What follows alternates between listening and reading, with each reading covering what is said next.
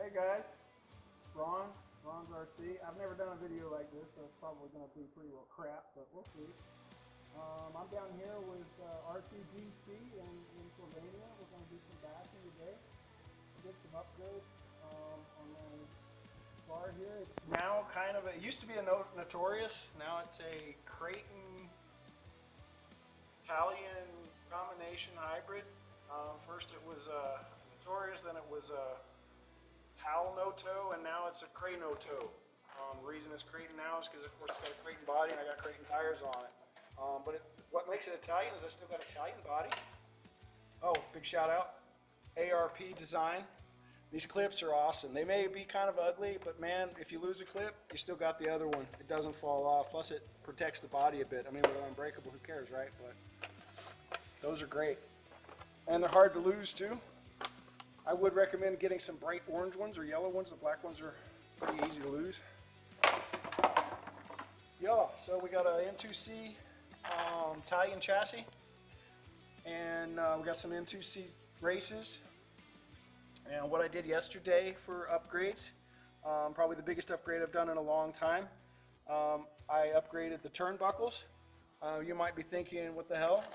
Those are stock. Yeah, I got rid of the GPM, so that was a huge upgrade. Then I replaced both bulkheads. It's really hard to see, but I put Hot Racing aluminum bulkheads front and back. Highly recommend it. Man, the diffs sit so nice in there. You can really tell. I think that's gonna be my end of my bulkhead and diff issues. At least I hope so. What else did I do yesterday? I also adjusted the steering. I'm gonna experiment with it, see how this works out. I put a 3 mil shim in the back and only a 1 mil shim in the front to move it forward.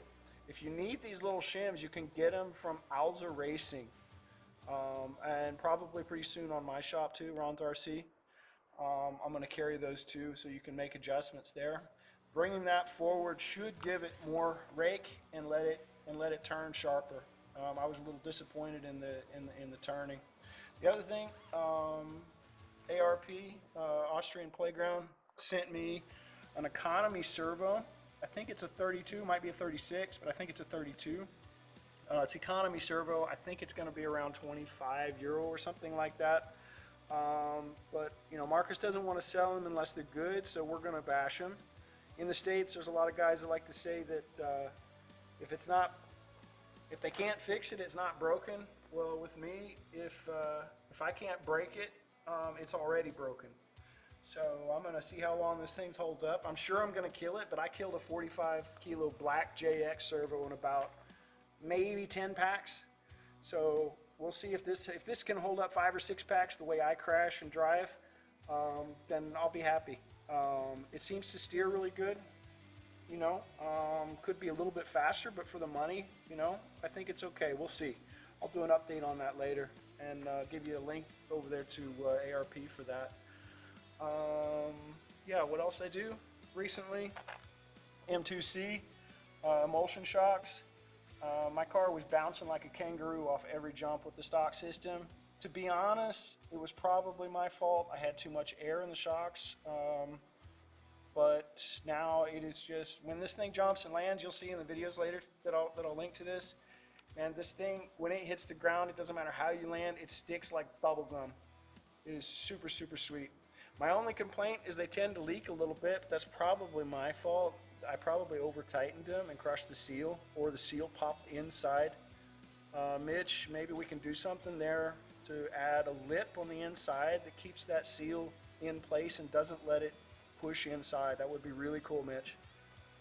Yeah, other than that, yeah, nothing. Oh yeah, here's a big one, POS. Big shout out to POS. I did a custom upgrade. I busted a POS bumper in about 4 packs, or not bumper, but a wing mount. Now granted, I probably did, with very little exaggeration, probably 20, 30 pinpoint landings on it before I split it, and I didn't even break it all apart. I just broke the inside blade where the screws go through. So it's split right at the screws. When you flex this back and forth, normally, without these blocks, you can see the whole thing just bends back and forth really easy normally. What I did is I took my old blocks and I trimmed them and cut them down, and they happen to have the exact same hole position as the inside. So I just cut them off, and then I put it to where the big part goes towards the back so that it gives it extra support. So now when it pushes back and forth, theoretically, and it seems to take all the pressure, maybe not all, but 99.9% of the pressure off those screws. Yeah, we'll see how well that holds up, but I think that's going to be a major little improvement. So yeah, we'll see. Send that out to Stefan and see what we can do. I'm going to send him some pictures and videos, and maybe that'll be a V3 or V2, whatever. I don't know what version he's on. Maybe we can do something there and make the unbreakable even more unbreakable. Yo, that's it. So man, happy bashing. Let's go.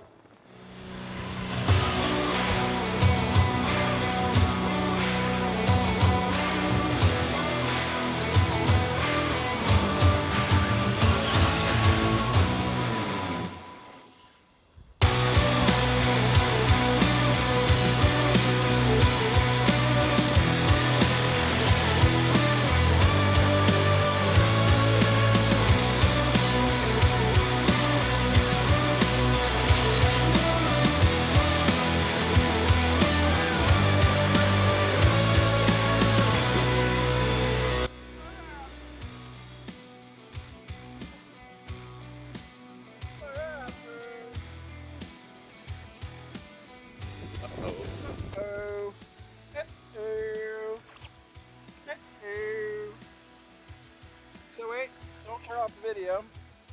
A couple things to point out. That's what I'm talking about with this, man. You lose a pin, no problem.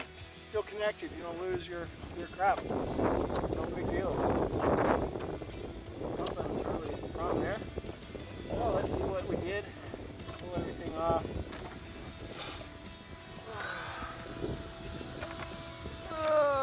Doesn't look good. I think we just pulled a pillow ball out. Yep. So this is what I'm looking forward to with the EXPs. So they've got this aluminum cap now on the EXPs that makes it more solid. So I've got aluminum GPM hubs, which the hubs are great. Pillow ball never comes out. But what happens is it just rips the pillow ball right out of the arm.